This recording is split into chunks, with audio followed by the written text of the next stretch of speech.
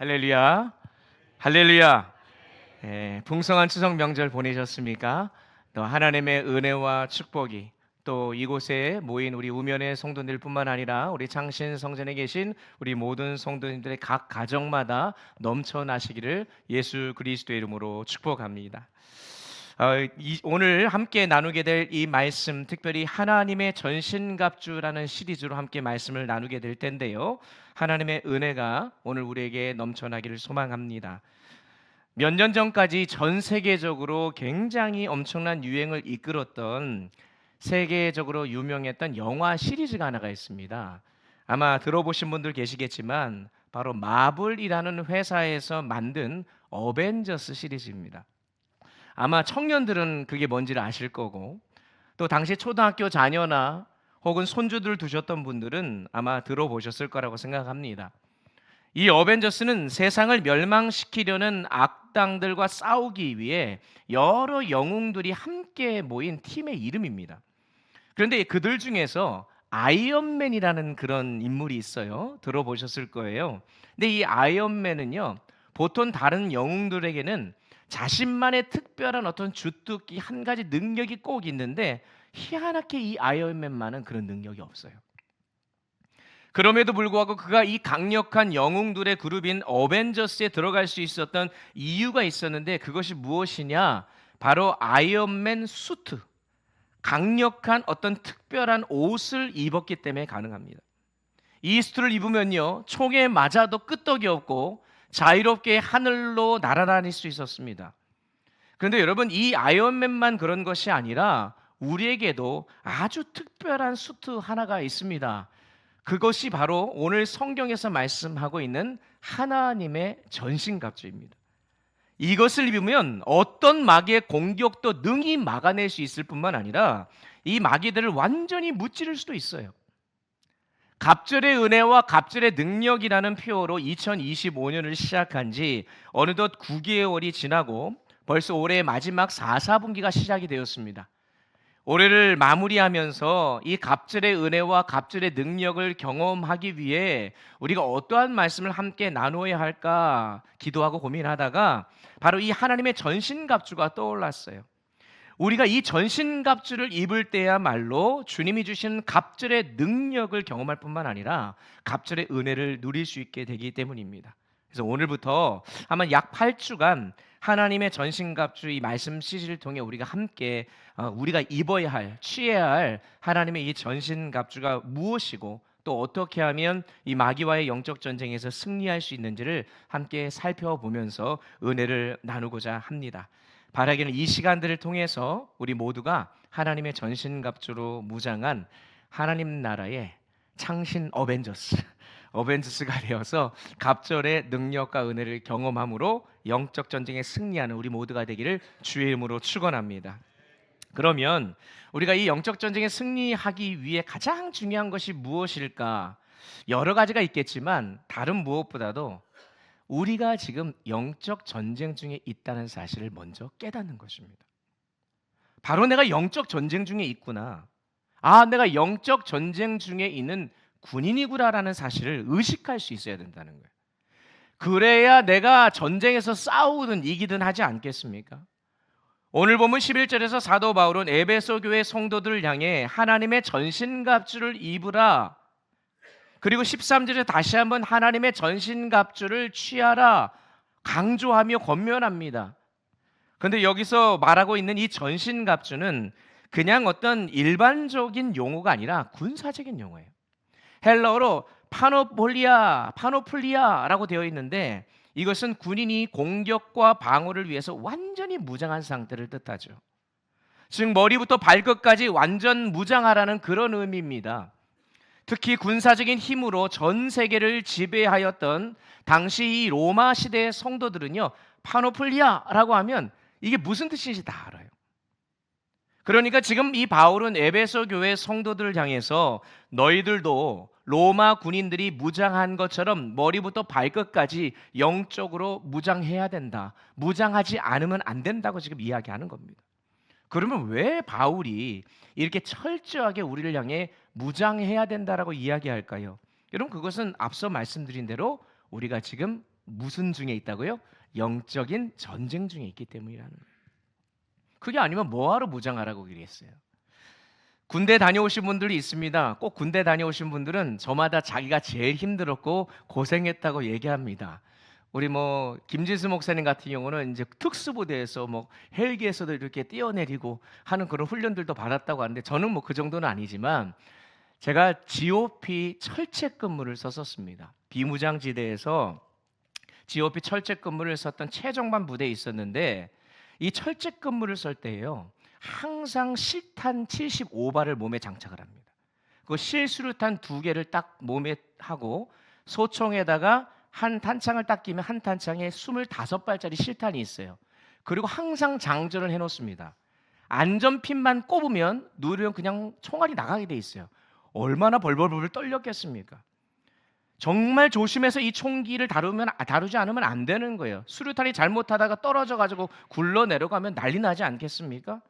실제로 실수로 총알이 발사되어서 다치거나 죽은 것도 있었고, 또 여러 가지 많은 군대의 어려움 때문에 이 총을 가지고 고참들이나 누굴 막 쏴가지고 그렇게 다치고 죽이기도 한 그런 사건들도 제가 군대에 있을 때 일어났었습니다. 그러니까 항상 긴장할 수밖에 없는 거예요. 이렇게 언제든 죽을 수도 있고 부상을 당할 수도 있는 위험천만한 총과 수류탄이 이 몸에 지니면서까지 왜 거기서 무장을 하고 있어야 되나요?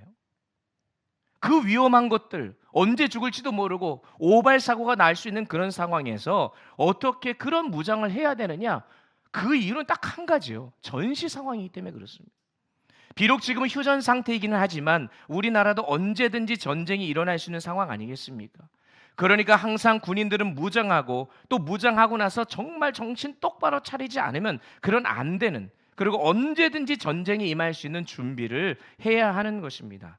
근데 놀라운 사실은 뭐냐면, 오늘 저와 여러분에게도 이 사도 바울이 이야기하기에는 똑같이 영적인 전쟁의 상황 속에 있기 때문에 우리에게도 무장하라고 이야기하는데, 놀랍게도 오늘날 많은 그리스도인들이 지금 전쟁 중이라는 것을 전혀 생각하지 않고 살아간다는 거예요.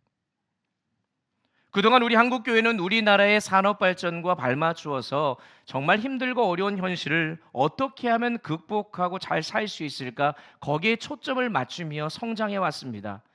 그래서 우리가 겉으로 볼 때는 한국 기독교가 전 세계 유례 없는 부흥과 성장을 이루었어요. 근데 문제는 그러다 보니까 예수만 믿으면 이 세상에서 성공하고 다 잘 된다고 하는 이상한 복음이 전체 복음으로 둔갑해 버려서 한국 교회와 성도들로 하여금 지금이 정말로 시급한 전쟁 중이라는 사실을 까먹도록 만들었다는 거예요. 여러분, 교회는요, 예수 믿고 이 땅에서 편안하게 태평성대를 누리며 사는 것이 아닙니다. 오히려 치열한 전쟁에 임하고 있는 최전방 부대가 바로 교회라는 사실을 우리가 기억해야 될 줄 믿습니다.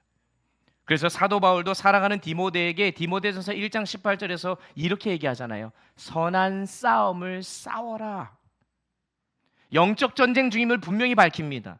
디모데후서 2장 3절 4절에서는 그리스도 예수의 좋은 병사로, 군사로 살아가야 함을 강조한 것 아니겠어요? 그러니 여러분 꼭 기억하십시오. 우리가 예수 믿는 순간부터 우리에게는 영적인 전쟁이 시작되었습니다. 우리가 예수를 믿고 거듭나는 순간 우리는 그리스도의 군사로 다시 태어나게 되었다는 거예요. 고대 그리스 도시국가 중에서 가장 강력한 군대로 유명한 나라, 도시국가가 하나 있습니다. 거기가 어디냐면 스파르타입니다. 스파르타 들어보셨죠? 이 스파르타 뭐 교육, 훈련 방식 이런 얘기를 하는데, 이 사실은 도시국가의 이름이에요. 그 나라가 얼마나 군사적으로 강력했는지 이런 말이 있었대요. 스파르타 남자들은 모두 전사로 태어난다. 저는 이 문구가 이 스파르타만이 아니라 우리 그리스도인들에게 모두 다 해당된다고 생각합니다. 우리가 예수를 믿고 하나님의 자녀가 되었을 때에는 저와 여러분 모두가 그리스도의 군사로 다시 태어나게 된 것이죠. 예수를 믿는 순간부터 우리의 신분이 바뀌고 그로 인해 맞서 싸워야 할 적이 생긴 겁니다. 이전에는 우리가 세상의 풍조를 따랐고 공중의 권세 잡은 자들, 불순종의 아들들을 따라 살았어요. 하지만 하나님께서 우리를 하나님의 자녀로 삼아 주시고 우리를 다시 살려 주신 이후 이제 우리는 이 신분이 이 사단의 종로를 타던 그 신분에서 하나님의 거룩한 신부로 자녀로 변화된 겁니다. 자, 그러면 한번 생각해 보세요. 사단의 입장에서는 우리는 배신자예요. 자기의 수하에 있다가 예수님께로 넘어가게 된 거죠. 자기 편 하나를 잃게 되었으니까 가만히 있겠습니까? 아니면 어떻게 하겠습니까? 가만히 내버려 두지 않죠. 어떻게든 복수를 하고 앞길을 막기 위해 시도 때도 없이 우리에게 찾아와 줘서 우리를 공격하고 유혹하고 우리를 시험하는 것입니다. 그런데 이것도 모르고 예수 믿고 하나님의 자녀가 되었다고 고백하는 우리 성도들 중에 여전히 세상 사람들과 똑같이 그냥 보이는 세계가 전부인 양 착각하며 살아가는 이들이 너무나 많다라는 것입니다. 여러분, 우리가 눈으로 보지 못할 뿐이지 지금 저와 여러분 안에서는, 심령 안에서는 엄청나게 치열한 전쟁이 일어나고 있습니다. 이거를 볼 수 있는 눈이 열려야 합니다. 말씀을 전하고 있는 지금 이 순간에도 여러분 전쟁이 일어나고 있다는 사실 아십니까? 제가 강단에 올라올 때마다 우리가 기도하면서 제가 강단에 올라오면 하나님 또 영적 전쟁터로 나갑니다. 말씀을 전하는 그 순간 우리 성도님들이 말씀을 듣잖아요. 들을 때 그 말씀이 들어갈 때가 있고 들어가지 않는 게 막 보여요. 느껴져요. 그리고 사방에서 사단이 공격하는 것들을 피부로 느낍니다. 그럴 때 말씀을 전하면서도 이 사단에 대해서 선포하면서 강력하게 기도하는 마음으로 말씀을 전할 때가 너무나 많습니다. 여러분, 우리가 그냥 대충 그냥 앉아가지고 하나님의 말씀을 듣는 그런 시간이 아니에요. 아주 치열한 전쟁이 일어납니다. 왜요? 하나님의 말씀은 살았고 운동력이 있기 때문에 이 말씀이 들려지는 그곳에는 능력이 나타나게 되어 있습니다. 그러니까 사단이 그거를 가만히 안 내버려둬요. 그러니까 말씀을 들을 때 졸면 안 돼요, 여러분. 딴 생각하시면 안 됩니다. 제가 목소리가 좀 큽니까, 여러분? 어떻게 좁니까, 여러분? 말씀을 들을 때에 하나님의 그 능력이 임할 수 있도록 귀를 쫑긋 세우고 그 하나님의 음성을 들음으로 말미암아 말씀이 선포되어 주는 순간 우리를 둘러싸고 있는 사단마귀의 그 모든 세력은 떠나가기를 주의 이름으로 축원합니다. 그러면 이게 얼마나 중요한지 몰라요. 그래서 오늘 본문 12절에서는 그 전쟁을 가리켜서 우리의 씨름이라고 표현합니다. 씨름 혹시 해보셨습니까? 삿바 잡고 하는 씨름이지만 여기서 정확한 의미는 씨름은요 그냥 대충 하는 의미가 아니라 격렬하다는 뜻이에요. 격렬하다. 어떤 운동을 하고 취미로 하는 그 정도가 아니라 목숨 걸고 실전처럼 아주 치열하다라는 것이죠. 며칠 전 아마 이 뉴스를 통해 보신 분들 알겠지만 캄보디아에 여행을 간 20대 한국인 대학생이 납치되어서 살해된 그런 일이 있었습니다. 그래서 외교적으로 아주 큰 문제가 되고 얼핏 듣기로는 이제 동남아 여행 가는 것도 막 무섭다. 그래서 기피하는 현상이 일어나고 있다. 뭐 이런 소식을 좀 들었어요. 지금 저와 여러분 아주 편안하게 지금 예배를 드리고 있지만 지금 이 순간에도 여러분 이스라엘이나 팔레스타인 지역에 가보면 또 러시아와 우크라이나 지역에서 지금 아직도 전쟁 중에 있지 않습니까? 그러니까 이런 치열한 전쟁의 상황들이 세계 곳곳에서 아주 위험천만한 일들이 벌어지고 있는데 그것보다도 훨씬 더 치열한 전쟁이 바로 저와 여러분의 상황 가운데 있다는 것을 그것을 우리가 인식하는 것이 너무나 중요하다는 거예요. 그래서 여러분 지난 한 주간 추석 명절 다들 잘 보내셨을 텐데 혹시 지난 한 주간 사시면서 혹시 내가 지금 영적 전쟁이 있구나라고 한 번이라도 생각해 보셨습니까? 내가 영적 전쟁 중에 있구나라는 생각을 하면서 한 주간을 보내셨냐고요.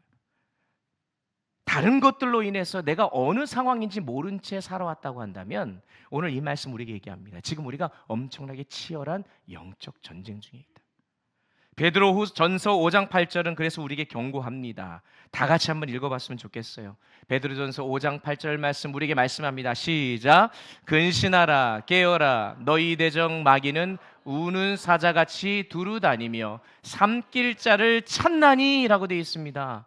여러분 가만히 있을 때가 아니라는 거예요. 그냥 편안하게 있는 그 순간이 아니라는 것입니다. 우리가 지금 영적인 전쟁, 그것도 치열한 전쟁 중에 있다는 사실을, 그리고 우리가 믿는, 예수 믿는 그 순간부터 우리가 그 영적의 치열한 전쟁 속에 들어간 그리스도의 군사로 살아가고 있음을 항상 기억할 수 있기를 주의 이름으로 축원합니다.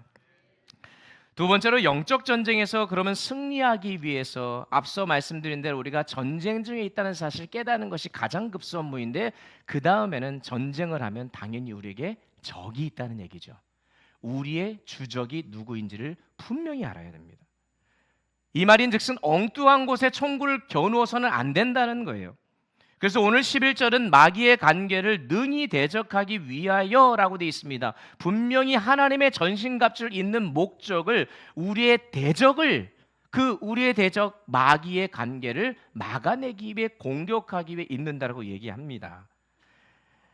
여러분, 여기서 마귀라고 하는 이 헬라어 단어가 디아볼로스인데요, 단수로 사용됐습니다. 단수. 이 말은 이 악한 영들의 우두머리란 뜻입니다. 사단의 우두머리죠. 그리고 간계라는 말은 속이려는 의도로 꾸미는 아주 교활한 음모라는 의미를 담고 있어요. 고린도후서 2장 11절에서 사도 바울은 성도는 사단의 간계에 속지 않기 위해 항상 정신을 똑바로 차리고 있어야 한다고 얘기합니다. 그런데 여러분, 우리가 한 가지 사단에 대해서 오해하는 경우가 있는데, 그게 뭐냐면, 사단은 절대로 자신을 드러내놓고 우리 앞에 나타나지 않습니다.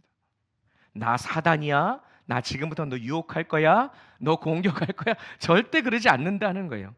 다른 것으로 포장해서 우리에게 다가와서 우리를 유혹하고 아주 교묘하게 전략적으로 우리에게 접근해서 하나님과 인간 사이를 나도 모르는 사이에 나누고 인간과 인간 사이를 나눈다는 거예요. 그래서 이런 디아볼로스의 디아가요, 사이라는 뜻입니다. 영어로 between이라는 뜻이고, 볼로스는 갈라놓다는 거예요. 디바이드 한다는 거예요. 사이를 갈라놓고 이간질하고 헐뜯는 존재가 사단이라는 거예요. 이러한 사단의 전략은 인류 최초의 범죄인 창세기 3장에서 보다 정확히 알 수 있는데, 동산 나무의 모든 열매를 먹지 말라 하더냐? 라고 하면서 의심의 그 말을 집어넣으면서 아주 교묘하게 단어 하나만 살짝 바꾸어서 그게 잘못된 건지 아닌지도 구분하지 못하도록 만들어서 아담과 하와가 그 관계에 넘어가게 되죠. 그러고 나서 여러분, 어떤 일이 벌어집니까? 하나님과 아담과 하와 사이의 관계가 멀어지고 깨집니다.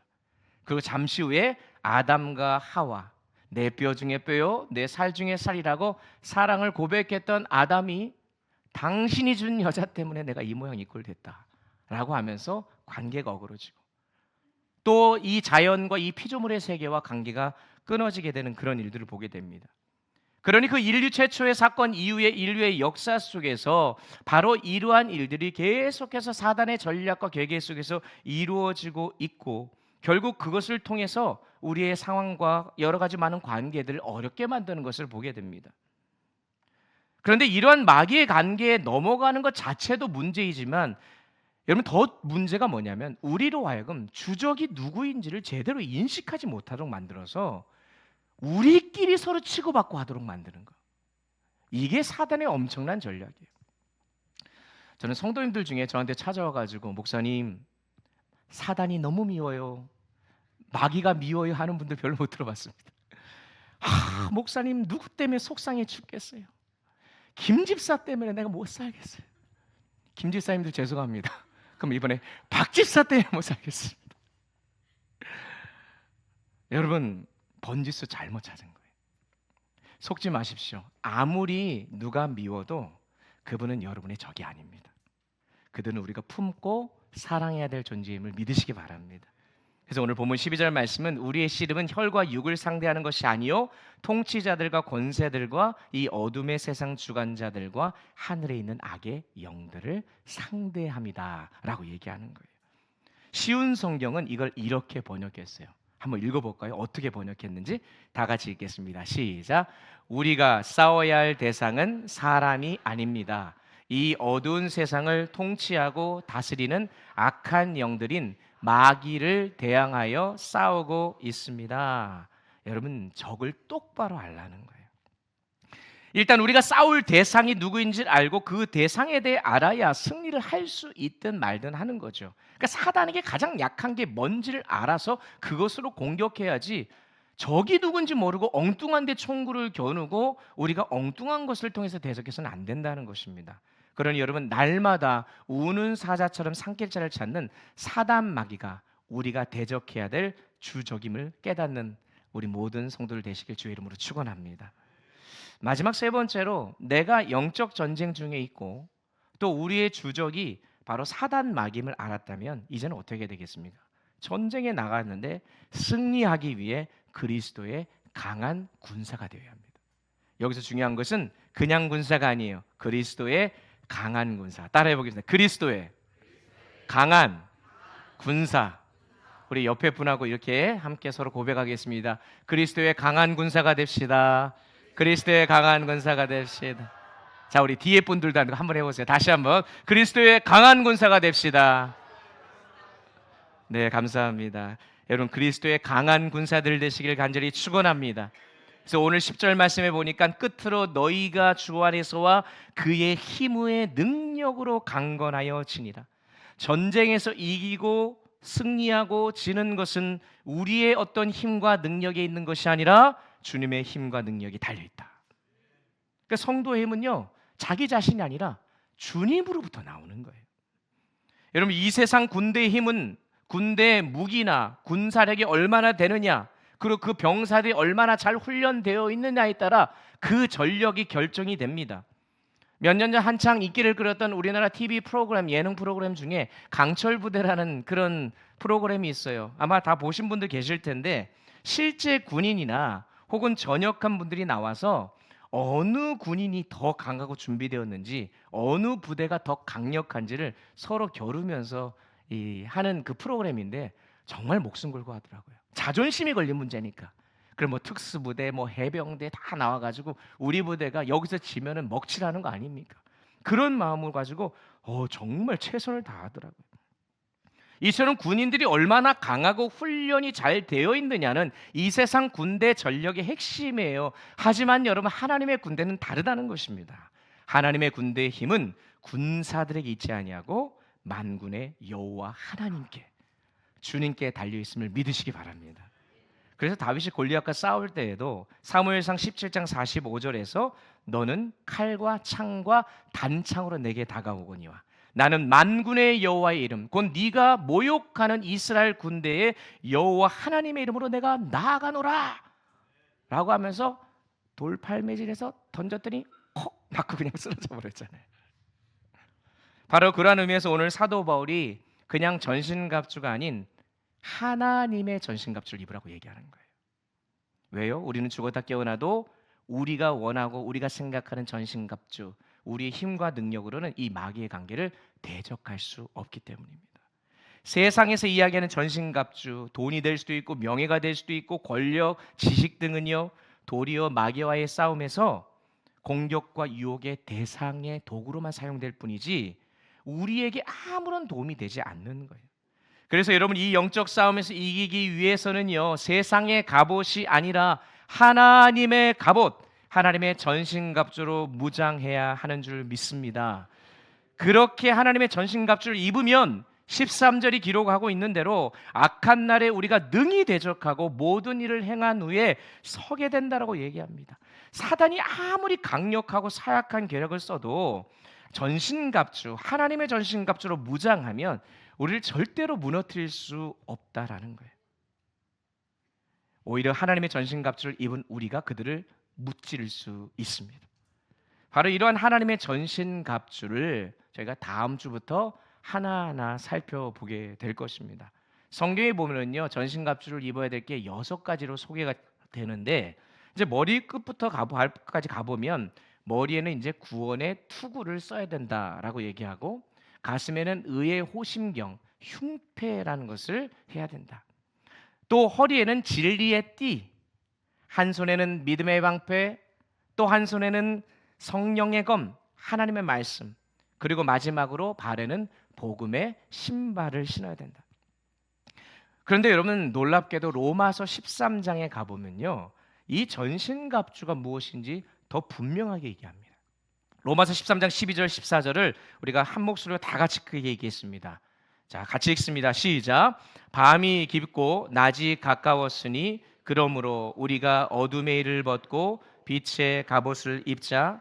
낮에와 같이 단정히 행하고 방탕하거나 술 취하지 말며 음란하거나 호색하지 말며 다투거나 시기하지 말고 오직 주 예수 그리스도의 옷 입고 정욕을 위하여 육신의 일을 도모하지 말라. 아멘. 여러분, 하나님의 전신갑주는 다름 아닌 예수 그리스도이십니다. 예수 그리스도 안에 있는 사람이 바로 하나님의 전신갑주를 입은 거라는 거예요. 아무리 연약하고 보잘것없는 자라 할지라도 예수 안에 있기만 하면 우리는 그리스도의 능력으로 무장되는 줄 믿습니다. 아무리 연약한 사람이었지만 그 아이언맨 수트를 입자마자 당당해지고 어떤 총알이 날아도 막아내고 공격하면서 세상의 악한 악당들과 싸워서 이기는 것처럼 우리는 정말로 보잘것없고 연약한 존재이지만 이 하나님의 전신갑주 예수 그리스도 빛의 갑옷으로 우리가 옷 입고 나아갈 때에 이 세상의 모든 사단의 악한 계계를 우리가 싸워서 무찌르게 될 수 있다는 것입니다. 고린도후서 12장 9절은 이렇게 말씀합니다. 내 은혜가 내게 족하도다. 이는 내 능력이 약한 데서 온전하여 짐이라 하신지라. 그러므로 도리어 크게 기뻐함으로 나의 여러 약한 것들에 대하여 자랑하리니 이는 그리스도의 능력이 내게 머물게 하려 함이라. 아멘. 그리스도의 능력이 내 안에 머물게 하는 삶, 여러분, 그 삶이 바로 하나님의 전신갑주로 무장한 삶인 것입니다. 말씀을 정리하겠습니다. 사랑하는 성도 여러분, 저와 여러분의 삶이 정말로 치열한 영적 전쟁이라는 사실을 깨달을 수 있기를 바랍니다. 지금 이게 편안하게 살 때가 아니에요. 정말 우리가 근신하여 깨어있지 않으면 우는 사자처럼 삼킬자를 찾고 있는 그 사단의 괴계로부터 우리가 어떻게 맞서야 될지, 우리가 예수를 믿고 구원받은 자녀가 된 순간부터는 우리는 하나님 나라의 군사로 부름받았기 때문에 우리가 마귀를 대적하며 나아가야 되는 것, 그래서 우리의 주적이 누구인지를 분명하게 있어야지 자꾸 총구를 다른 데 겨누어서는 안 된다는 거예요. 그래서 하나님의 전신갑주를 입고 그냥 그저 그런 군사로 남는 것이 아니라 강철 부대 그 프로그램에 나아가서도 우리 부대가 최고인 것을 자존심 걸고 싸웠던 것처럼 여러분, 하나님 나라의 군대가 최고 아니겠습니까? 하나님 나라의 군대를 이길 자가 누가 있겠습니까? 그럼 당당하게 그 전신갑주를 우리가 무장함으로 하나님 나라의 군사로서 온전히 설 때에 저와 여러분 안에 그리스도의 선한 능력이 머물게 함으로 말미암아 하나님의 갑절의 은혜를 누리는 우리의 삶이 될 줄 믿습니다. 그래서 최후의 승리하는 그런 최정예 부대로 하나님 나라의 어벤져스로 그리스도의 군사로 설 수 있기를 주의 이름으로 축원합니다. 축원합니다. 우리 이 시간 말씀 기억하면서 함께 찬양하겠습니다. 또 준비한 예물을 함께 드리면서 오늘 이 시간 주님 앞에 결단하며 나아갑니다. 함께 찬양하겠습니다. 오늘 이 시간 박수하며 함께 찬양할까요? 십자가 군병들아, 십자가 군병들아, 주 위에 일어나 기들고 앞서 나가 담대히 싸우라. 주께서 승전하고 영광을 얻도록 그 군대 거느리사 이기게 하시. 십자가 군병들아,